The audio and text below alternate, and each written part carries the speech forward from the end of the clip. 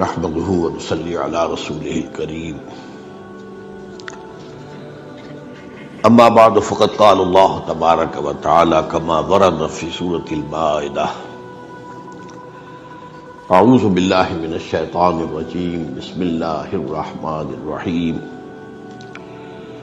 وقالت اليهود والنصارى نحن ابناء الله واحباؤه قل فلم يعذبكم بذنوبكم بل انتم بشر ممن خلق يغفر لمن يشاء ويعذب من يشاء ولله الملك السماوات والارض وما بينهما واليه المصير صدق الله العظيم رب اشرح لي صدري ويسر لي امري واحلل عقدة من لساني يفقهوا قولي اللهم ربنا الہمنا رشدنا واعذنا من شرور انفسنا اللهم ارنا الحق حقا وارزقنا اتباعه وارنا الباطل باطلا وارزقنا اجتنابه اللهم ربنا نور قلوبنا بالایمان واشرح صدورنا بالاسلام ووفقنا لما تحب وترضى آمین یا رب العالمین۔ قرآن مجید کا ہر پڑھنے والا یہ نوٹ کرتا ہے کہ عذاب الہی کا تذکرہ بار بار آتا ہے۔ ایک عذاب تو ہے آخرت کا، جہنم کا، وہ تو یوں سمجھیے کہ قرآن مجید کے جو بنیادی عقائد ہیں، بنیادی ایمانیات ہیں، ان میں شامل ہے۔ اس کے بغیر، اس کو مانے بغیر تو کوئی شخص مسلمان ہو ہی نہیں سکتا۔ لیکن ایک دنیا میں عذاب قوموں پر آتے رہے، مختلف حالات میں آتے ہیں۔ ہمارے ہاں بھی کبھی ہوتا ہے کہ یہ زلزلہ آ گیا تو یہ اللہ کا عذاب ہے، اس پر پھر کنٹروورسی شروع ہو جاتی ہے کہ یہ تو جو بھی دنیا کے طبعی معاملات ہیں یہ فزیکل لاز کے تحت ہوتا ہے، اس کو خامخواہ عذاب قرار دینا جو ہے۔ میں اس وقت صرف اشارہ کر رہا ہوں، میں اس معاملے میں کوئی اس وقت بحث نہیں کر رہا، لیکن آج میں یہ چاہتا ہوں کہ یہ جو عذاب اللہ تعالیٰ کی دنیا میں آتے رہے ہیں، یا جن کی کہ دھمکی دی جاتی رہی ہے، جن کی خبر دی جاتی رہی ہے، جن سے ڈرایا جاتا رہا ہے، اگرچہ مختلف النوع اور گوناگون قسم کے رہے، اور بظاہر ان میں کوئی خاص ربط اور کوئی منطقی تعلق نظر نہیں آتا، لیکن یہ سب اللہ تعالیٰ کے ایک قانون کے تحت ہے۔ قرآن مجید میں اللہ کے قانون کو سنت اللہ کہا گیا ہے۔ لن تجد لسنت اللہ تبدیلا ولن تجد لسنت اللہ تحویلا۔ اللہ کی سنت ایک ہے، وہ گویا کہ اللہ کا قانون ہے جس کے تحت کہ وہ اس کائنات کے معاملات کو چلا رہا ہے۔ یہ سنت اللہ کا لفظ جو ہے سورۃ الاحزاب میں بھی آیا ہے، سورۃ الفاطر میں بھی آیا ہے، سورۃ الفتح میں بھی آیا ہے۔ تو آج میں آپ کے سامنے رکھنا چاہتا ہوں کہ وہ سنت اللہ کیا ہے، عذاب خداوندی کے بارے میں اللہ کا قانون کیا ہے۔ اب یہ قانون بھی قرآن مجید میں کہیں ایک جگہ بیان نہیں ہوا ہے، اس کی دفعات جیسے کہ ہماری قانون کی کتابوں میں ہوتی ہے، دفعہ اتنے دفعہ وار اس کی ترتیب ہو، یہ نہیں ہے۔ قرآن مجید کا انداز یہ ہے ہی نہیں۔ قرآن مجید میں آپ کو معلوم نماز کا حکم تو آیا بے شمار مرتبہ، وضو کا کہیں آ رہا ہے، تیمم کا کہیں آ رہا ہے، رکوع و سجود کا کہیں اور تذکرہ ہو رہا ہے، قیام پر کہیں اور زور دیا جا رہا ہے۔ تو وہ سب کو جوڑ کر، اور ان کو جوڑنے والی شے سنت رسول صلی اللہ علیہ وسلم، لیکن یہ کہ ان کو جوڑ کر آدمی جو ہے وہ پورا معاملہ اخذ کر سکتا ہے۔ تو قرآن مجید میں جو یہ عذاب خداوندی کا ذکر ہے، اس کے اعتبار سے جو سنت اللہ ہے وہ جو آئی ہے، تو اس پر جو غور و فکر میں نے کیا، اور یہ آج سے یوں سمجھیے کہ 15-16 سال قبل کی بات ہے، تو میری جو کتاب ہے سابقہ اور موجودہ مسلمان امتوں کا ماضی، حال اور مستقبل، اس کا دوسرا چیپٹر اسی موضوع پر ہے، میں آج اسی پر گفتگو کر رہا ہوں۔ یہ سنت اللہ کیا ہے؟ 5 باتیں اہم نوٹ کرنے کی۔ پہلا جو اصول ہے وہ یہ ہے کہ یہ دنیا دار الامتحان ہے، دار الجزا نہیں ہے۔ بیسیکلی یہ دار الامتحان ہے۔ خلق الموت والحیات لیبلوکم ایکم احسن عملا. سورہ ملک میں جو فرمایا، اس نے یہ موت اور حیات کا سلسلہ اس لیے بنایا ہے تاکہ تمہیں جانچے، پرکھے، آزمائے کہ کون ہے تم میں سے اچھے عمل کرنے والے. یہ ایک امتحانی وقفہ ہے. یہ بات ذہن میں رہے کہ قرآن مجید کی روح سے انسان کی زندگی جو ہے وہ بہت طویل عمل ہے، بہت طویل عمل ہے، بہت طویل عمل ہے. وہ جو اقبال نے کہا ہے کہ تو اسے پیمانہ امروز و فردا سے نہ ناپ. یہ آج کل پرسوں، یہ 7 دن میں ہفتہ ہو گیا، پھر مہینہ ہو گیا، یہ پیمانے کیا ہے؟ انسان کی زندگی ان پیمانوں سے ناپی جانے والی نہیں ہے. تو اسے پیمانہ امروز و فردا سے نہ ناپ، جاوداں پہم دواں ہر دم جواں ہے زندگی. بہت طویل ہے. سب سے پہلی بات تو ہم جانتے ہیں ایک یہ حیات دنیاوی ہے، ایک حیات برزخی ہے جو آج آنکھ بند ہوگی یہاں قبر میں اتار دیے جائیں گے تو حیات برزخی شروع، وہ بھی حیات ہے. پھر حیات اخروی ہے جس کا کوئی حد ہے ہی نہیں، جاوداں پہم دواں ہر دم جواں ہے زندگی، وہ تو اس کا کوئی خاتمہ بھی ہے ہی نہیں. اور اس میں ایک اور بات جو لطیف ہے، جو میرا جو کتاب چاہے کہ زندگی، موت اور انسان، یہ چھوٹا سا کتاب چاہے، میرا خیال ہے 20-25 صفحے ہوں گے کل. اس میں ایک اور حقیقت میں نے بیان کی ہے. ایک زندگی اس دنیا میں آنے سے پہلے ہم گزار کے آئے، وہ زندگی تھی صرف روحانی زندگی، ارواح تھی ہماری، اجساد نہیں تھے، جسم نہیں تھے. اور ان ارواح سے اللہ نے عہد لیا تھا، الست بربکم قالوا بلا. اب ظاہر بات ہے کہ جن سے عہد لیا گیا ہے وہ کوئی معدوم شے تو نہیں تھی، وہ کوئی مردہ شے تو نہیں تھی. عہد تو ہوتا ہے، آپ کہتے ہیں میں بقائمی ہوش و حواس اقرار کرتا ہوں، تو بغیر کسی ہوش و حواس کے عہد کا کوئی سوال ہی نہیں. تو ایک زندگی ہماری وہ تھی جو اس دنیا میں آنے سے پہلے ہم گزار چکے ہیں. اسی کو قرآن مجید میں سورہ مومن میں جو بیان کیا گیا ہے، یہ پھر اس میرے کتاب کی کوئی آپ پڑھیں گے تو بات پوری سمجھ میں آئے گی کہ جہنمی جو ہے یہ فریاد کریں گے، ربنا امتنا اثنتین واحییتنا اثنتین فاعترفنا بذنوبنا فہل الی خروج من سبیل. اے اللہ تو نے ہمیں 2 مرتبہ مارا، 2 مرتبہ زندہ کیا، تو اب یہاں سے نکلنے کی بھی کوئی شکل ہے کہ نہیں؟ 2 مرتبہ مارا، اور مارا پہلے ہے، امتنا اثنتین واحییتنا اثنتین. وہ ارواح کی تخلیق کے بعد ہمیں سلا دیا گیا، کولڈ سٹوریج میں رکھ دیا گیا، وہ پہلی موت تھی. پھر رحم مادر میں جب میرا حجولہ تیار ہو گیا 120 دن میں، پھر میری روح وہاں سے لا کر داخل کی گئی. اب یہ حیات دنیاوی شروع ہو گئی. پھر موت ہوگی تو یہ جسم میرا جہاں سے آیا تھا وہیں جائے گا، وہ تو زمین سے آیا تھا، منہا خلقناکم وفیہا نعیدکم. لیکن وہ روح جہاں سے آئی تھی وہاں جائے گی. انا للہ و انا الیہ راجعون. اور وہ حیات اخروی ہے جس کی کوئی انتہا نہیں. تو اسے پیمانہ امروز و فردا سے نہ ناپ، جاوداں پہم دواں ہر دم جواں ہے زندگی. اس میں سے یہ وقفہ تھوڑا سا کیا ہے، ایک موت پھر زندگی پھر موت. یہ کیوں؟ یہ چھوٹا سا وقفہ 40-50 سال 70 سال، بلکہ 70 سال بھی ہو جائیں تو ان میں سے آپ نکال دیجئے، پہلے 15-20 سال تو ابھی شعور ہی نہیں ہوتا، اور بعد میں بھی جو ہے اگر کسی کو زیادہ عمر ملے تو پھر جو ہے انسان کے حواس اور اس کی قوا جو ہے ذہنی وہ کمزور پڑ جاتے ہیں. تو یہ تھوڑا سا وقفہ ہے. یہ گزر حقیقت یہ ہے ایک امتحانی وقفہ کہ ایک 3 گھنٹے کا امتحان ہوتا تھا جو ہم دیتے رہتے تھے بیٹھ کر، ایک 30 سال کا 30 برس کا امتحان ہے. اس میں امتحان ہونے کی حیثیت سے کوئی فرق نہیں. بہرحال اصل بات کیا تھی، یہ دنیا اصلاً دار الجزا نہیں ہے، یہ دار الامتحان ہے. البتہ محاسبہ اخروی کا جو پہلا مرحلہ ہے، جب بعد میں اصل جو آئے گا محاسبہ، وہ تو آخرت میں آئے گا.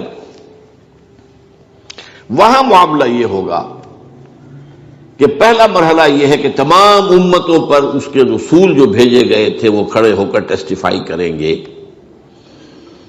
کہ پروردگار تیرا جو دین، تیری ہدایت ہم تک آئی تھی ہم نے پہنچا دی تھی. فَكَيْفَ إِذَا جِئْنَا مِنْ كُلِّ أُمَّةٍ بِشَهِيدٍ وَجِئْنَا بِكَ عَلَىٰ هَٰؤُلَاءِ شَهِيدًا۔ اس کے بعد پھر انڈیویجول معاملہ ہوگا۔ اخروی حساب جو ہے اس کا پہلا مرحلہ اجتماعی ہو گیا، لیکن وہ صرف محاسبے کا نہیں، اتمام حجت کا ہے کہ دیکھو تمہارے پاس ہمارا دین پہنچ گیا تھا، ہمارا پیغام پہنچ گیا تھا، اب بتاؤ تم نے کیا کیا۔ لیکن اس کے بعد ایک ایک شخص کا حساب ہوگا، پھر اجتماعی نہیں ہوگا کہ فلاں پیر کے مرید چلے جائے راستہ کھلا ہوا ہے، اور فلاں جو ہے کوئی دینی قائد جو ہے اس کے ماننے والے چلے جائیں، ان کے لیے یہ دروازہ کھول نہیں۔ انڈیویجول کلہم آتی ہے یوم القیامت فردا، جو بھی آئے گا قیامت کے دن اللہ کی عدالت میں کھڑا ہوگا انفرادی طور پر۔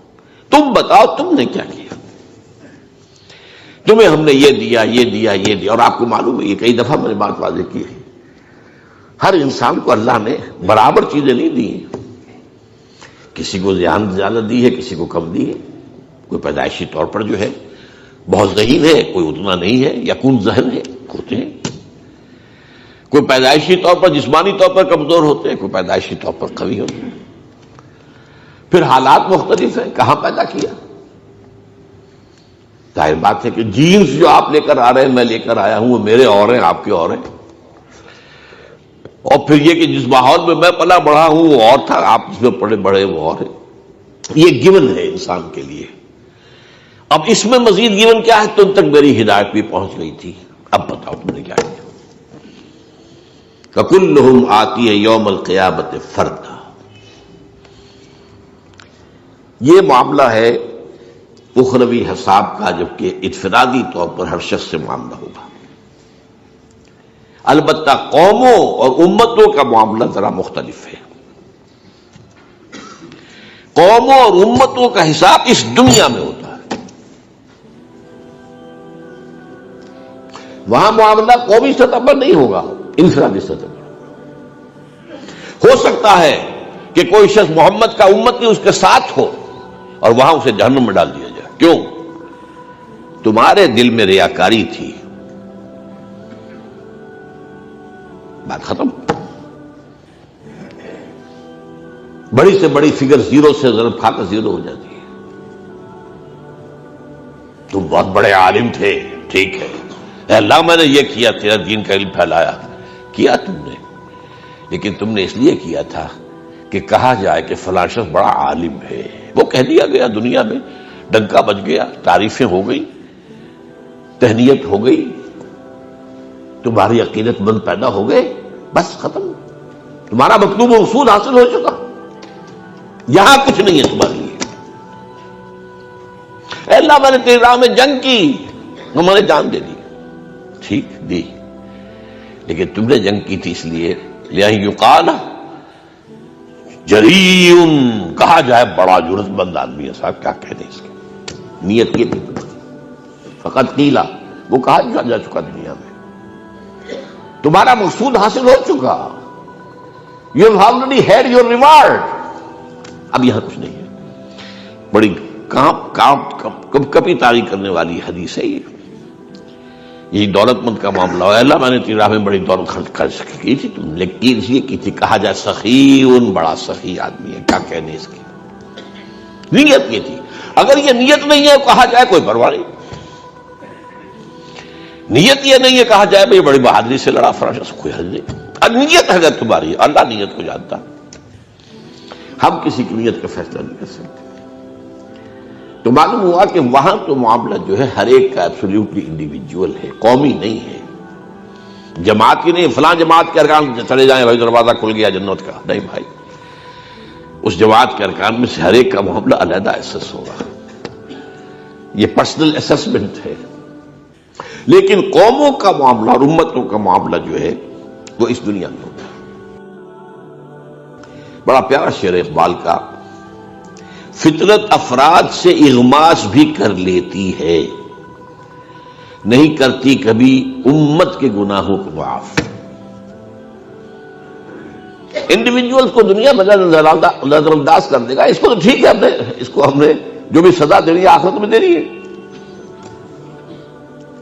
کہ قوم بحثیت قوم آخرت میں پیش نہیں ہوگی، لہذا قوم کا حساب کتاب فطرت افراد سے اغماض بھی کر دیتی ہے، نہیں کرتی کبھی ملت کے گناہوں کو معاف۔ یہ جو قومی معاملات ہوتے ہیں اس میں البتہ ایک استثناء ہے،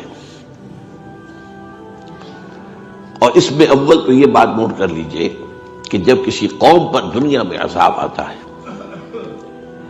تو اس میں گیہوں کے ساتھ گھن بھی پس جاتا ہے۔ یہ محاورہ ہے نا، گیہوں کے ساتھ گھن بھی پس گئے۔ بہت سے وہ لوگ کہ جو بالفعل جو ہیں برے کام نہیں کر رہے تھے وہ بھی پکڑے جاتے ہیں، بس ایک امید کی کرن دکھائی گئی ہے کہ اس سے بچ سکیں گے وہ لوگ کہ جو برائی سے روکتے رہے، خود بھی بچے رہے اور روکتے بھی رہے، وہ بچ جائیں گے۔ انجینا الذین ینہون عن السوء، ہم نے بچا لیا ان لوگوں کو جو برائی سے روکتے رہے تھے۔ یہ واقعہ سورہ اعراف میں تفصیل سے آیا ہے نا۔ اصحاب السبت یہودیوں کا ایک قبیلہ تھا جو ایک ساحل پر آباد تھا، غالباً ایلات کی جو بندرگاہ کہلاتی ہے۔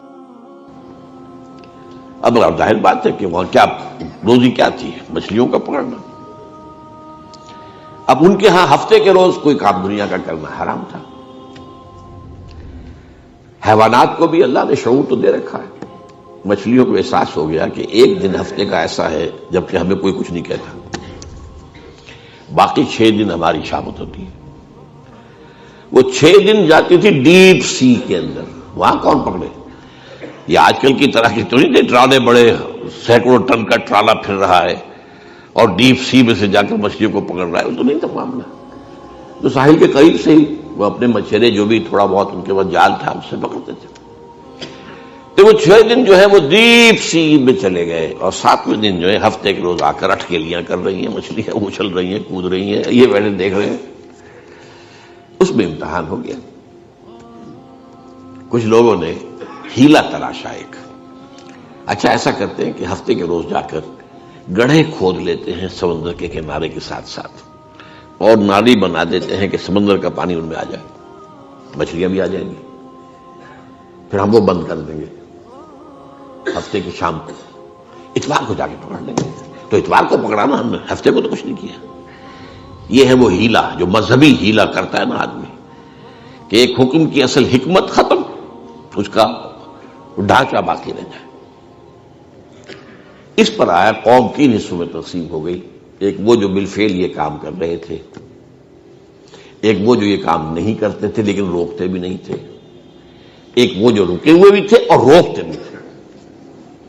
تو جب عذاب آیا اللہ کا، انجینا الذین ینہون عن السوء، ہم نے نجات دے دی ان کو کہ جو اس بدی سے روکتے رہے تھے۔ اب دوسرا عذاب جو ہے جو دنیا میں آتا ہے، جو عذاب استیصال ہے، جو آتا رہا ہے، اب اس کا سلسلہ بند ہے سوائے ایک ماضی کے قرض کے جو ادا ہونا ہے۔ اس کو اچھی طرح سمجھ لیجیے بات۔ عذاب استیصال کسے کہتے ہیں؟ اصل کہتے ہیں جڑ کو، جڑ سے اکھاڑ لینا۔ ایک تو یہ ہے کہ آپ نے کسی پودے کو کاٹ دیا، اس کا تنا ہے، اس میں پھر کوئی شاخ نکل آئے گی، پھر کوئی پتیاں آ جائیں گی، آپ نے جڑ سے اکھاڑ لیا تو کوئی سوال کر دیں۔ تو عذاب استیصال وہ ہے جو قوموں پر آیا اس انداز میں کہ ان کی جڑ کاٹ دی گئی۔ اس کے لیے قرآن مجید جو الفاظ استعمال کرتا ہے وہ کیا ہے؟ کَأَن لَّمْ يَغْنَوْا فِيهَا، ایسے ہوگا جیسے تھے ہی نہیں، جس کو ہم کہتے ہیں نسیم منسیہ ہو گئے۔ کہیں فرمایا لا یرا الا مساکنہم، اب ان کے مسکن تو نظر آ رہے ہیں، محل تو نظر آ رہے ہیں، وہ رہنے والے نظر نہیں آ رہے، ان مکانوں کے مکین نہیں نظر آ رہے۔ سمود کے محل پہاڑوں کے اندر کھود کھود کر جو بنائے آج بھی نظر آتے، آج جا کے دیکھ لیجئے، 7000 سال پرانی شے ہے، وہ آج کی نہیں ہے، یو کین گو اینڈ سی دم۔ اور تیسری اصطلاح ہے فَقُطِعَ دَابِرُ الْقَوْمِ الَّذِينَ ظَلَمُوا، اس ظالم قوم کی جڑ کاٹ دی گئی۔ اس لیے میں نے اس کے لیے لفظ آپ کو بھی بتایا، استیصال، ایک استحصال ہے کے ساتھ، کسی سے کوئی زبردستی فائدہ لینا، استحصال، یہ استحصالی معاشرہ ہے، ایکسپلائٹیٹو ہے، ایکسپلائٹیشن، ایک استحصال، اصل سے جڑ سے اکھاڑ۔ یہ کن قوموں پر آتا ہے یا آیا ہے؟ جن کے پاس اللہ کو رسول بھیج دے اور رسول اپنے قول اور اپنے عمل سے، اپنی دعوت سے اتمام حجت کر دے، اور قوم بحیثیت مجموعی اسے رد کر دے۔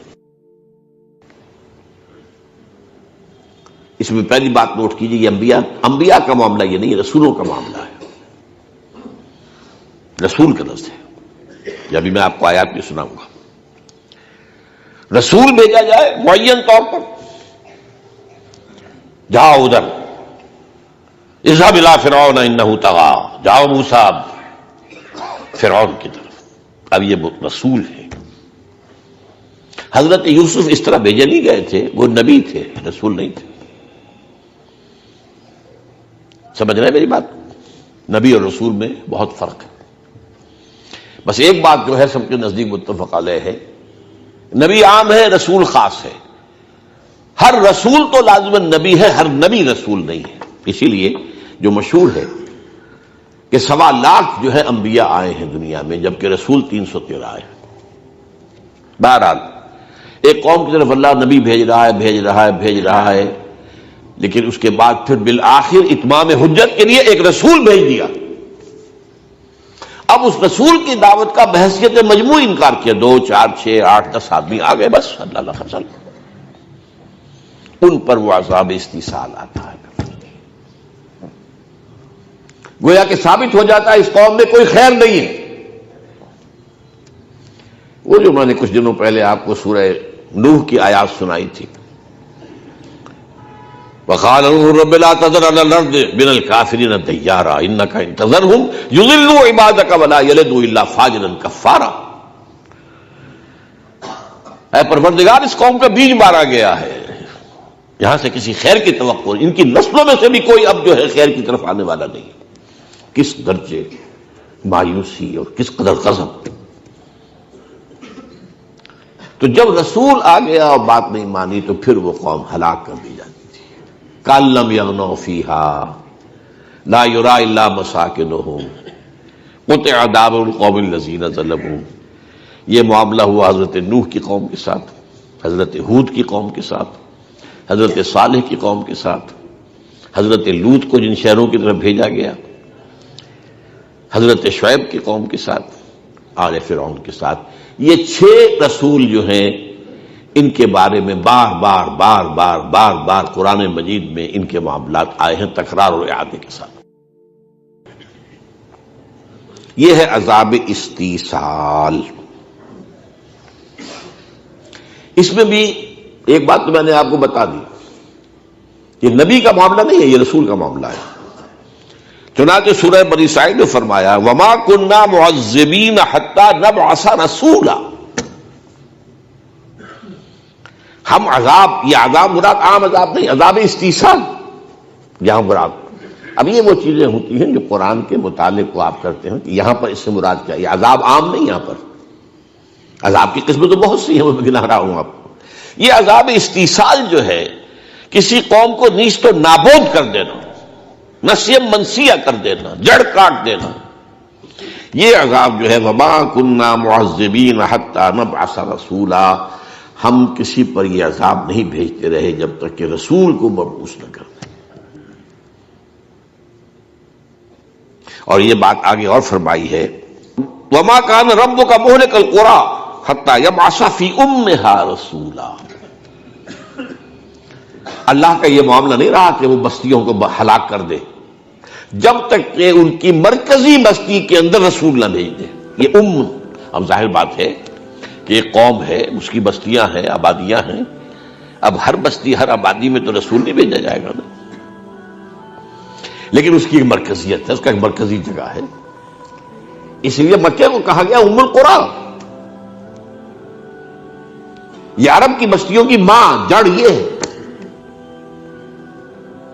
حتی نبعث فی امہا رسولا، جب تک کہ ان کی جو جڑ والی اور مرکزی بستی ہوتی ہے اس میں ہم رسول نہیں بھیج دیتے تھے، اس وقت تک کوئی ہلاکت کا یہ عذاب اللہ تعالیٰ نہیں بھیجتا رہا ہے۔ یہ عذاب بھی ایک اور بات جو قرآن سے معلوم ہوتی ہے سورہ سجدہ سے، ایک دم نہیں آ جاتا۔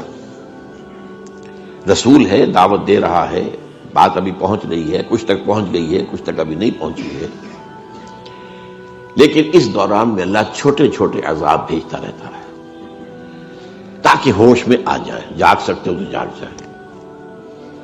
آسانیوں سے عیش ہے، کھانے کو آ رہا ہے، یاتیہا رزقہا رغدا من کل مکان، رزق بھی چلا آ رہا ہے، کھا رہے ہیں، تو آدمی کے اندر ظہور پیدا ہو جاتا ہے، غفلت پیدا ہو جاتی ہے۔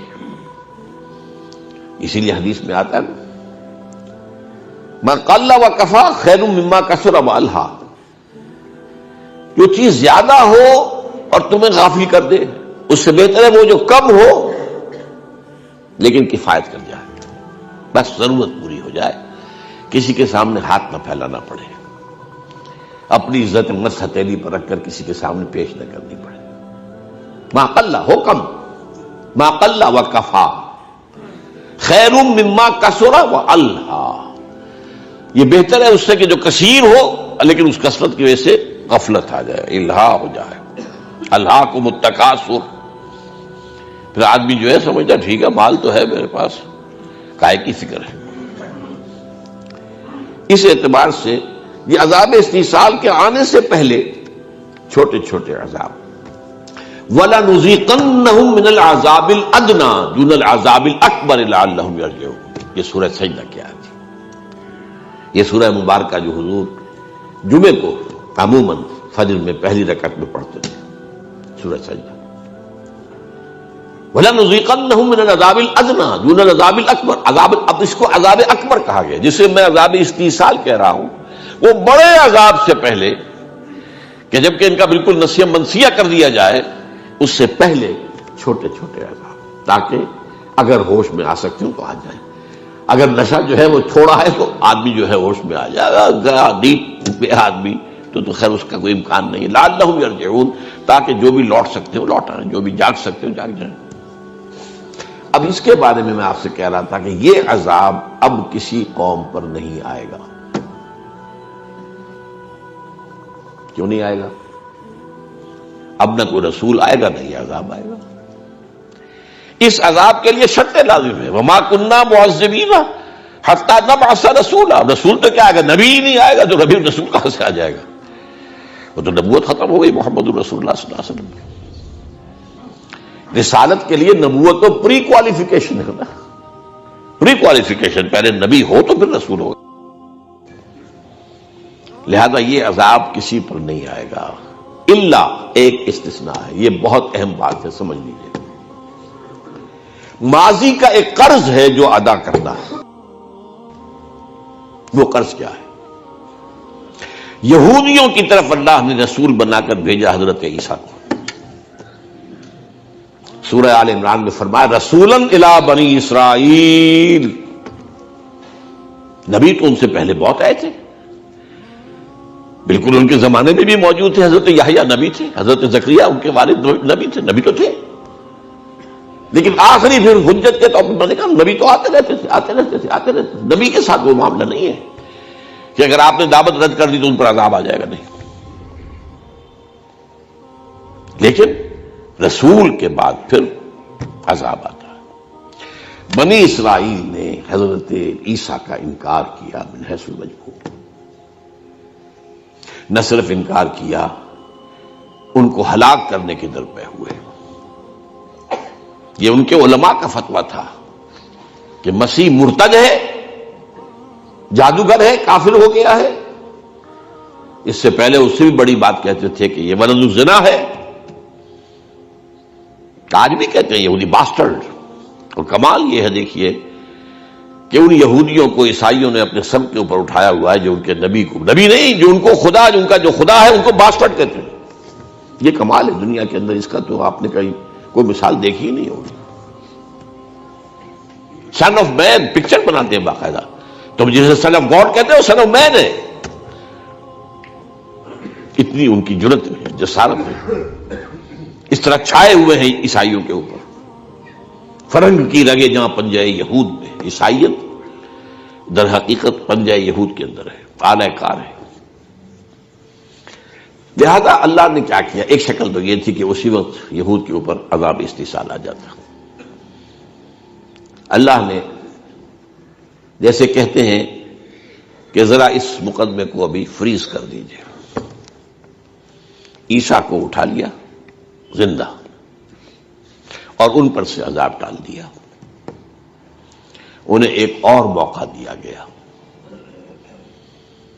محمد صلی اللہ علیہ وسلم کی آمد پر اب بھی تمہارے لیے موقع ہے.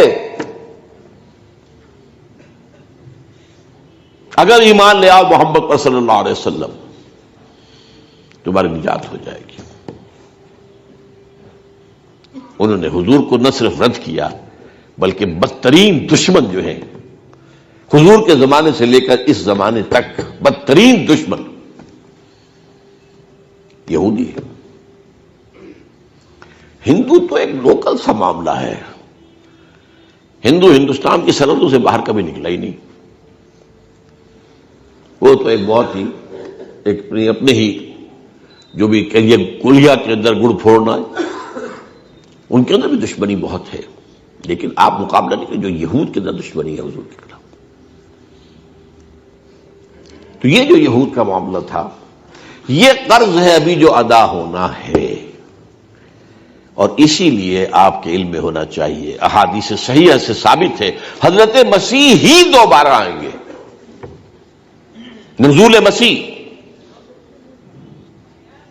اور انہی کے ہاتھوں عذاب آئے گا. یہ قرض ہے پچھلا جو ادا ہوگا. تو یہ سمجھ لیجئے کہ اس میں ایک صرف استثناء ہے اور وہ یہود کا ہے. اور یہ تو معلوم ہوتا ہے کہ جو ان کے پیش نظر ہے گریٹر اسرائیل قائم کرنا، وہ ایک دفعہ تو ہو جائے گا. روکنے والا ہے کون ان کا؟ آپ کو معلوم ہے پیا بنے کوتوال ڈر کا ہے کا. دنیا کا کوتوال امریکہ کا ہے، امریکہ میرے پنجے میں ہے، ختم بات. ابھی جو انتخاب وہاں ہوا ہے کھل کر کہہ دیا تھا یہ ہمارا ہی ساتھی ہے، ہمارا یہ تو خاص طور پر ہمارا ساتھی ہے.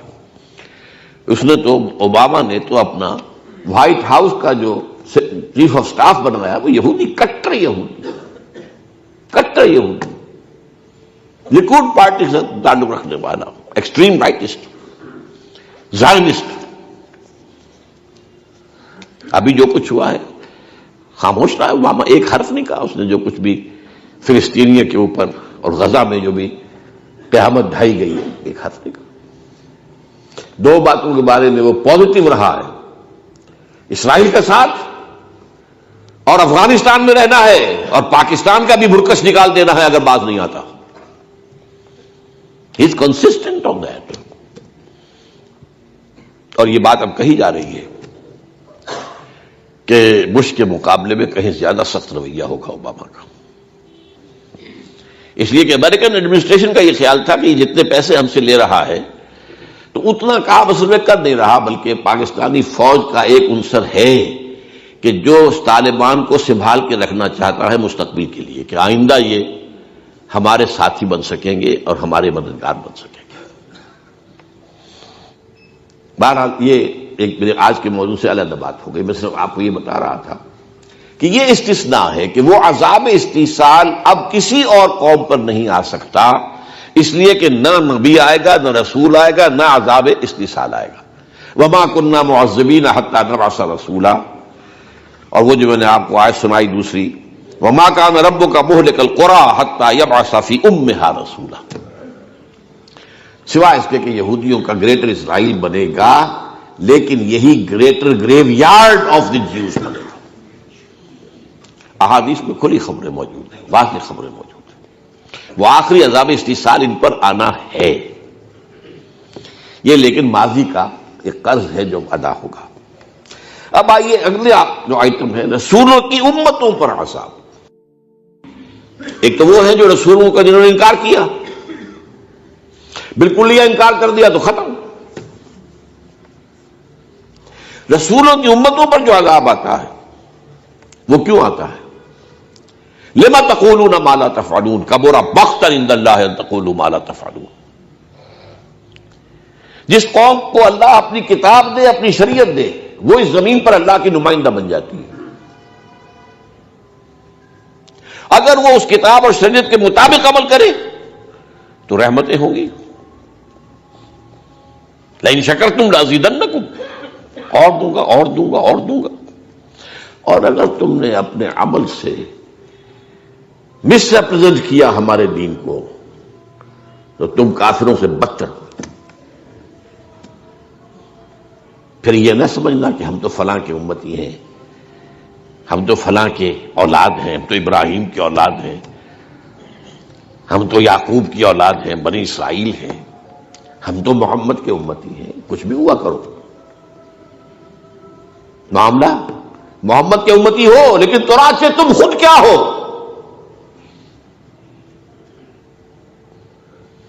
یہ عذاب جو ہے، اس کو اچھی طرح ہمیں جو سمجھنا ہے وہ یہ عذاب ہے. اس عذاب کے بارے میں یہ جان لیجئے کہ اس میں دو اس کی شقیں ہیں. ایک عمومی جو پوری امت کے اوپر آ جاتا ہے، وہ کیا ہے؟ ذلت اور مسکنت، کمزوری اور کم ہمتی. یہ معنوی شے ہے، یہ مادی شے نہیں، معنوی شے ہے. کمزوری اور کم ہمتی. اور دوسرا عذاب ہوتا ہے قتل و غارت، دشمنوں کے ہاتھوں شکست، قتل غارت. یہ عذاب جو ہے وقتاً فوقتاً وقتاً فوقتاً وقتاً فوقتاً یہ بھی ہوتا ہے. اب آپ اس کی جو کلاسیکل ایگزامپل ہے، اپنی بات میں براہ راست کر دوں گا تو آپ کے جذبات کو ٹھیس لگے گی، شاید آپ اس سے ناراض بھی ہو جائیں. امت محمد کے بارے میں یہ باتیں کرتا ہے صلی اللہ علیہ وسلم. اسی لیے ایک شعر بھی میں نے کوٹ کیا ہے اس میں، خوشترا باشد کے چھرے دل براں، گفتہ آیت در حدیث دیگراں. کسی اور کی بات میں کوئی بات کہہ دی جائے تو پھر آدمی کے لیے اپنے لیے بھی اس کو قبول کرنا آسان ہو جاتا ہے. ہم سے پہلی امت تھی امت بنی اسرائیل، امت موسیٰ. موسیٰ صاحب کتاب تھے اور صاحب شریعت تھے. عیسیٰ صاحب شریعت نہیں تھے، صاحب کتاب تھے. عیسیٰ اصل میں وہی بنی اسرائیل کی سلسلے کی کڑی ہے، کوئی علیحدہ امت نہیں ہے. امت تو دو ہی ہے، امت موسیٰ، امت محمد صلی اللہ علیہ وسلم. اب آپ نوٹ کیجئے امت موسیٰ کے بارے میں قرآن 4 دفعہ کیا بات کہہ رہا ہے. سورہ بقرہ میں 2 دفعہ، یا بنی اسرائیل اذکروا نعمتی التی انعمت علیکم وانی فضلتکم علی العالمین. یہ تو اتنی تمہیں یاد ہوں گی آیتیں. 6 رکوع کی پہلی آیت میں یہی ہے، 15ویں رکوع کی پہلی آیت پھر یہی، ایگزیکٹلی دی سیم ورڈز. اے بنی اسرائیل یاد کرو میرے اس احسان کو جو تم پر ہوا، اور میں نے تمہیں تمام جہان والوں پر فضیلت دی تھی. یہ الفاظ یہ کسی یہودی کے نہیں ہیں، یہ اللہ کے کلام ہے. یہ کوئی تورات کے نہیں ہے کہ کسی نے لکھ دیا ہوگا، یہودی نے شامل کر دیے ہوں گے الفاظ. اس سے آگے بڑھیے، سورہ جاسیہ میں فرمایا وَفَضَّلْنَاهُمْ عَلَى الْعَالَمِينَ. 3 دفعہ ہو گیا. 4تھی مرتبہ سورہ دخان میں ہے وَلَقَدْ اخْتَرْنَاهُمْ عَلَىٰ عِلْمٍ عَلَى الْعَالَمِينَ. ہم نے تو ان کو چن لیا تھا اپنے علم کی بنیاد پر تمام جہان والوں. اب دیکھیے ان کے قول کی تائید کر رہا ہے قرآن. دیکھ لیں، we are the chosen people of the lord. ہم تو خدا کے چنیدہ بندے ہیں، منتخب بندے ہیں، ہمیں تو چنا ہے. قرآن کہہ رہا ہے وَلَقَدْ اخْتَرْنَاهُمْ عَلَىٰ عِلْمٍ عَلَى الْعَالَمِينَ. وہ اندازہ ہوا آپ کو اس امت کی عظمت کا. ویسے تو ہم لفظ یہودی گالی کے طور پہ استعمال کرتے ہیں نا، وہ ٹھیک ہے، لیکن آپ اس امت کے بارے میں قرآن کیا کہہ رہا ہے؟ لیکن پھر اسی امت کے بارے میں ضربت علیہم الذلۃ والمسکنۃ وباؤوا بغضب من اللہ، ان پر ذلت اور مسکنت تھوپ دی گئی اور وہ اللہ کے عذاب کو لے کر لوٹے۔ یہ میں نے آپ کو بتایا دو حصوں میں۔ ذلت و مسکنت معنوی ہے، کم ہمتی، جیسے کہا کہ نیوروسینیا، کسی شخص کو اعصاب کی کمزوری ہو جاتی ہے، اچھا والا ہے، سب کو ڈاکٹر دیکھ کے بتا رہے کوئی خرابی نہیں، کچھ نہیں، کوئی کمی، ہارٹ بھی ٹھیک ہے، سب ٹھیک ہے، بلڈ پریشر ٹھیک ہے، یہ بھی ٹھیک ہے، لیکن اندر سے معلوم تک کھوکھلا ہو گیا اعصاب۔ یہ ہے مسکنت۔ ضرب علی، کسی پر تھوپ دینا، دے مارنا، جیسے کہ آپ دیہاتی کے اندر دیکھتے ہوں گے عورتیں جو ہے تھوپ، وہ جو ہوتا ہے اپلا، اسے یوں دے کر مارتی ہیں دیوار پر تاکہ وہ چپک جائے۔ ضربت علیہم الذلۃ والمسکنۃ وباؤوا بغضب من اللہ۔ اور یہ ایک دفعہ نہیں، دوسری مرتبہ پھر آیا سورہ آل عمران میں، ضربت علیہم الذلۃ اینما ثقفوا الا بحبل من اللہ وحبل من الناس۔ ان پر مسکنت، ان کے اوپر ذلت تھوپ دی گئی ہے جہاں کہیں بھی پائے جائیں گے، سوائے یہ کہ اللہ کی طرف سے ہی کوئی مہلت مل جائے یا کوئی لوگوں کا سہارا ہو جائے۔ آج لوگوں کے سہارے، عیسائیوں کے سہارے کھڑا ہوا یہودی، اپنے بل پر نہیں ہے۔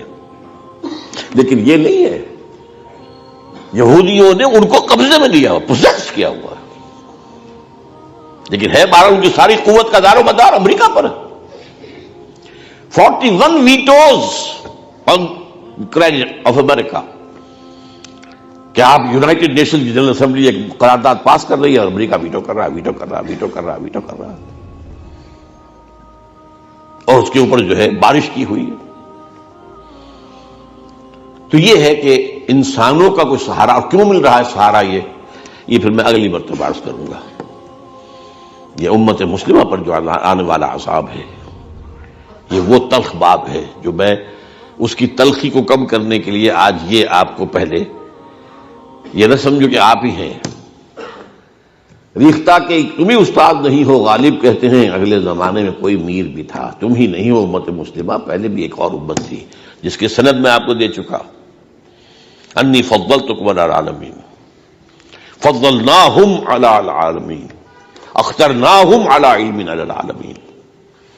ضربت علیہم الذلۃ والمسکنۃ وباؤوا بغضب من اللہ۔ غضب کیا ہوا؟